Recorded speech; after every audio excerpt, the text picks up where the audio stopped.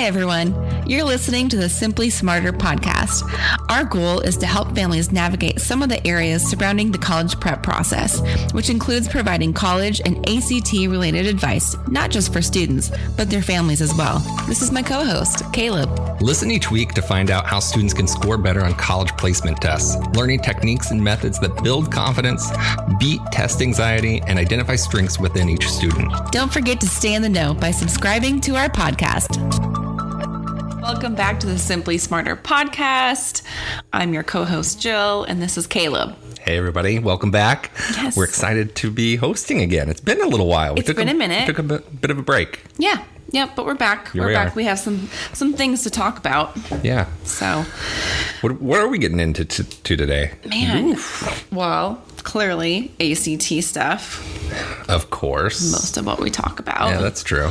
But there has been a little bit of confusion I've seen lately about how many times to take the ACT. That's interesting. What's a valid number? Yeah. What is the right number, Jill? Right now. Give it to me. Right for you. For me, it was 1. Me too. Okay. Yeah. Do you remember when you took the test the first time? Yes. Was it the best Saturday you'd ever had? Oh, clearly we are on different pages. I don't remember mine.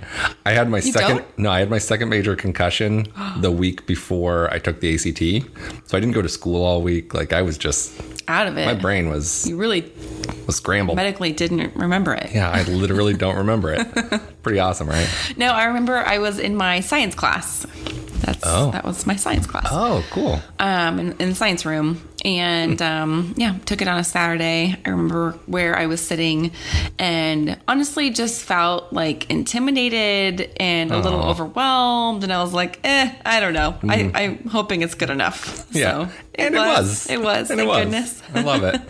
So, but I didn't have all the tools that we have nowadays and It's a the different world. resources and yeah. Like sometimes I think we forget that there aren't any more colleges, generally speaking, in the U.S. In fact, many have closed over the last 5 years or True. 10 years or so. Or a year and a half. Or even a year and a half. You're correct. But there are so many more students going to college now than there were 20 years ago, 30 years ago, 40 years ago. Yes. And it's just a different landscape. It's so much more competitive. And of course, that price tag. So anytime we can Yes. take an ACT and get some scholarship money, that's always a Absolutely. positive too. I believe so. I believe it. Yeah.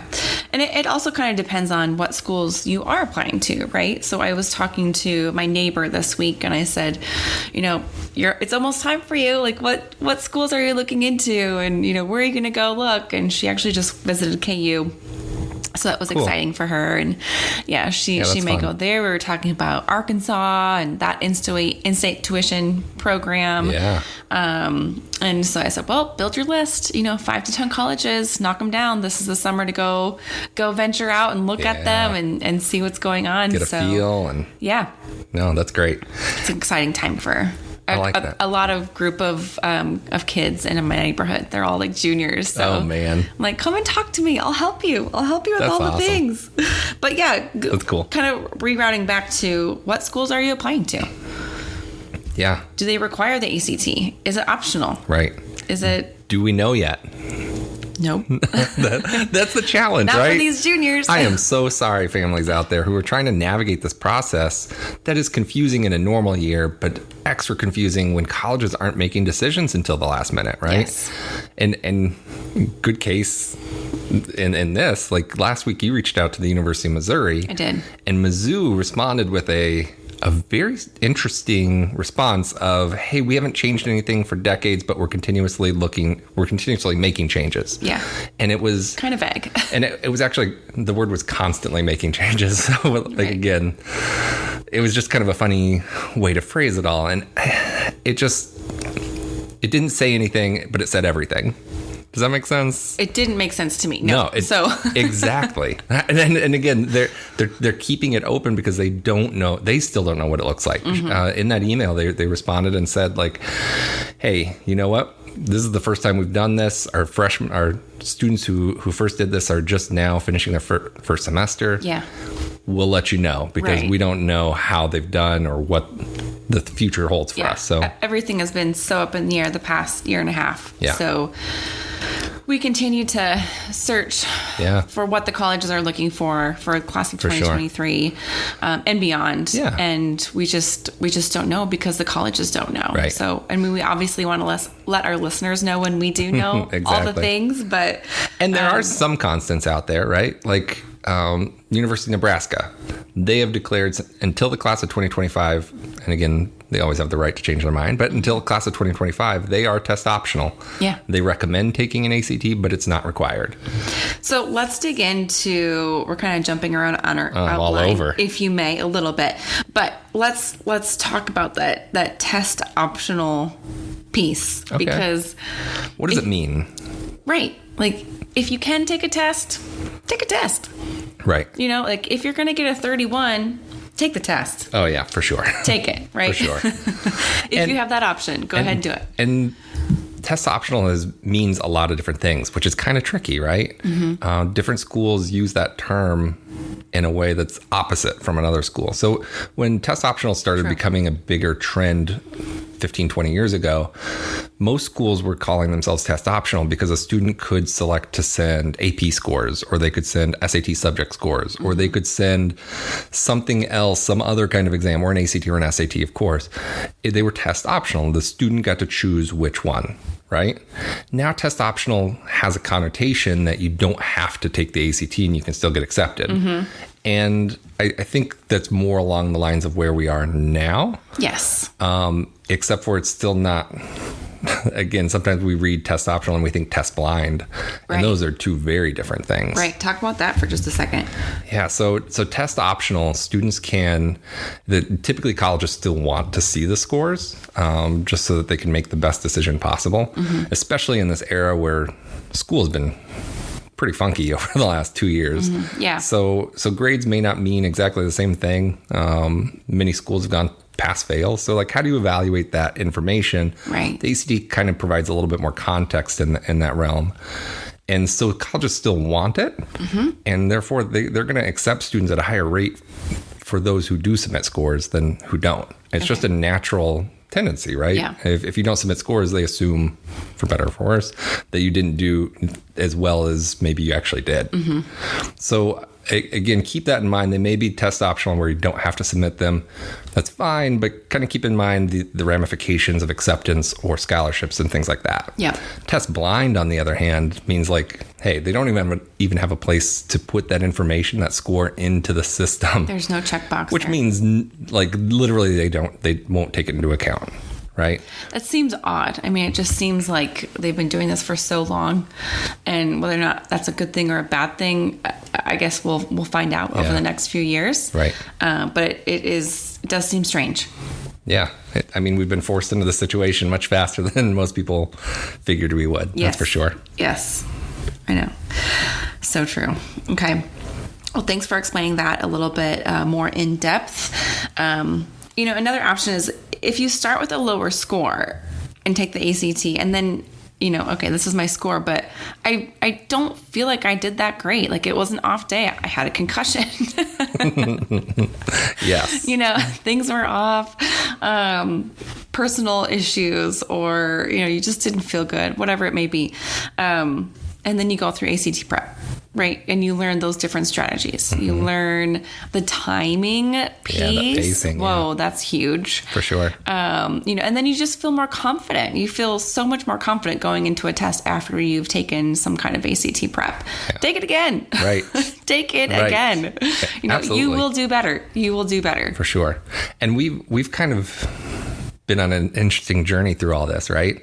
So one of the big things that's changed some of our general recommendations is that during COVID, ACT changed their recommendations. They've said, hey, you know what?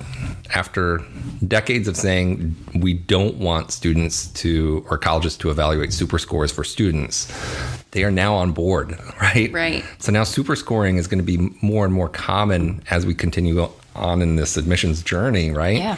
And I would say probably roughly 2/3 of colleges will super score an ACT now compared to maybe 20% 2 years ago. Yeah, which is great for students. That's fantastic, right? Yeah. So historically, we've been in business for almost 16 years. For 15 of those, we were saying, hey, take the test one time and be done with this stupid thing, right? Let's do our absolute best. Let's put our best foot forward and move on and focus on all the other good stuff, right, in life. Right.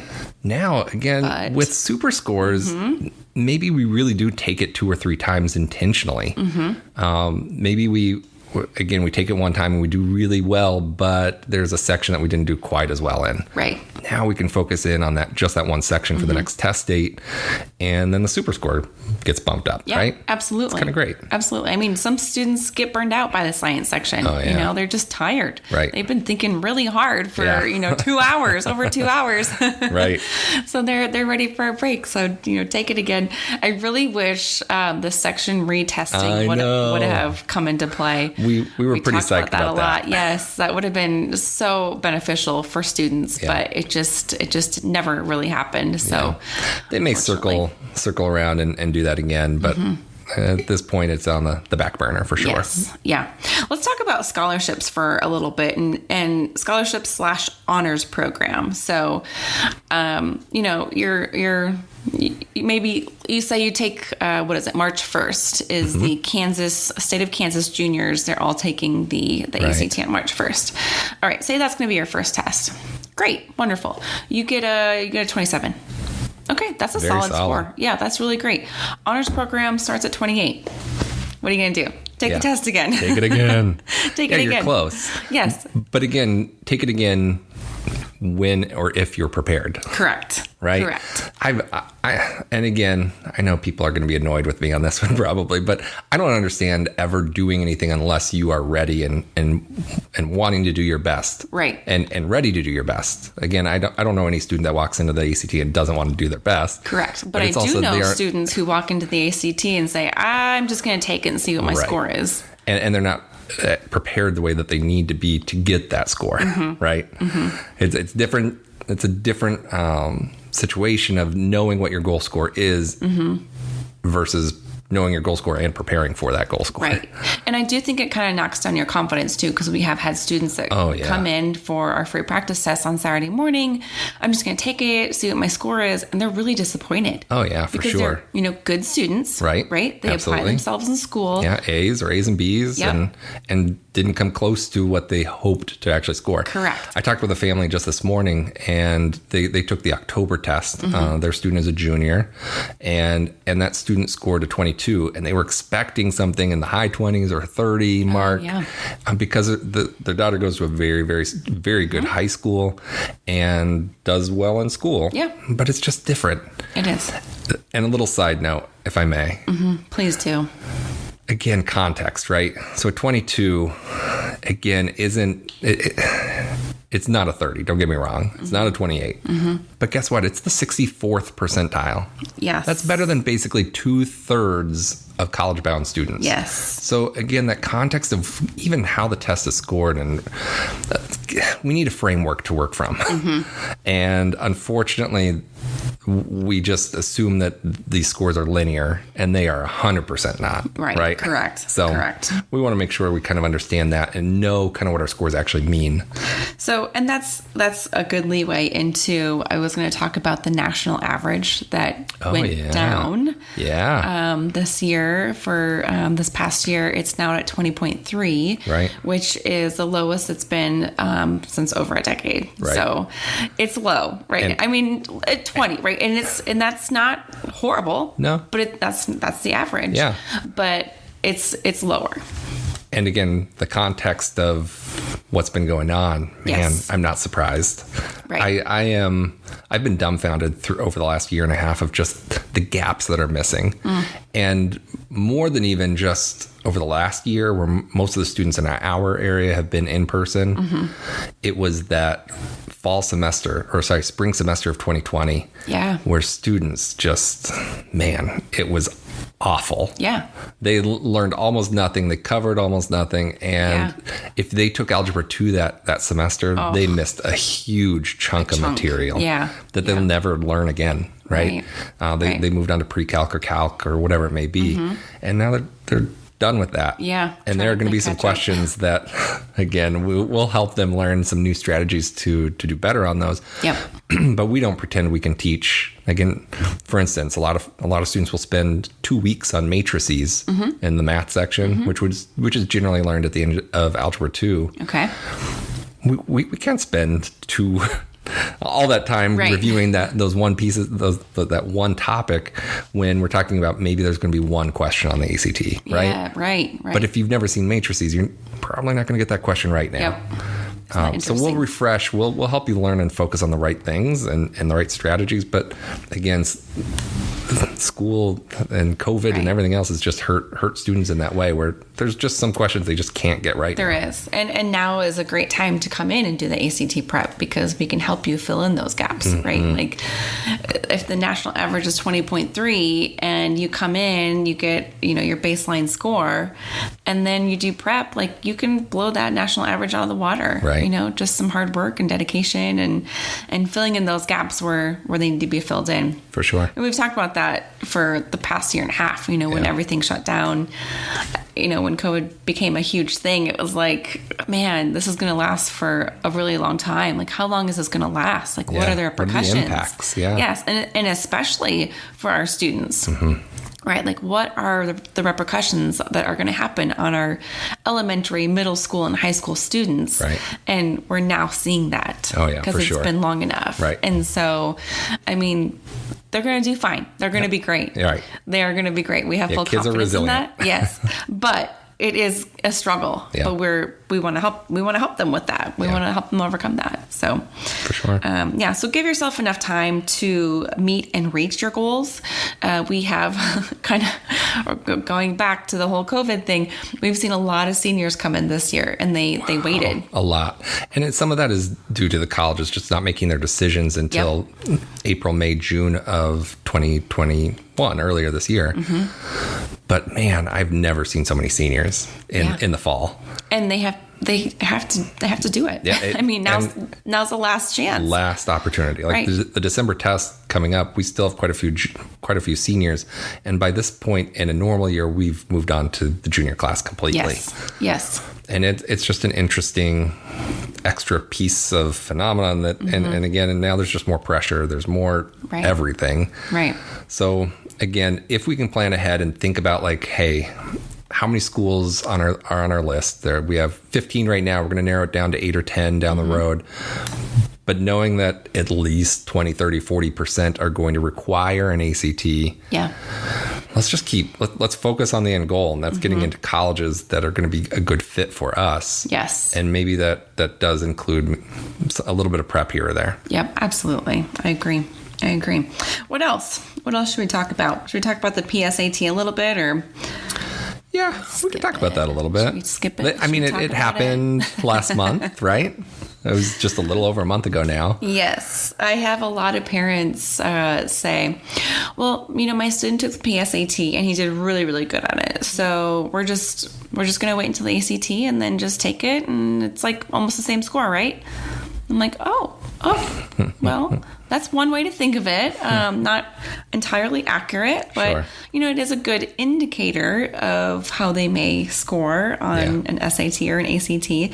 But it is different. Right, for sure. Different. Yeah. First of all, most students who should prepare for the PSAT, it's actually a very small number of students who we believe should actually be preparing for it. Becoming a national merit semifinalist and therefore a finalist is really the big win there. Yes. And that big win is about the same scholarship students were getting 20 years ago of $2,500 total. And since colleges cost 2.5 times more than they did 20 years ago, right. it just doesn't mean nearly as much. And why haven't they increased that scholarship amount? What's going on? Hello? I don't know. Make it more desirable. I mean, they only have so much funds. Do they, though? It's probably an endowment that's, I don't know. Someone can give more. I'll dig into that for us. Please do. So, and fewer and fewer schools are actually offering full tuition scholarships and things like that. Again, the big one that always pops into my mind is OU in Norman, Oklahoma, where they still offer a bigger scholarship for national merit finalists than even ACT or SAT. But that's the exception to the rule. Right. Most schools will offer the same scholarship or more scholarship based upon a comparable ACT or SAT score. Yep. And again, it goes back to the PSAT is just a shorter, easier version of the of the SAT. And so we can't even compare it directly to the SAT. And then we can definitely not compare that to an ACT, right? Right.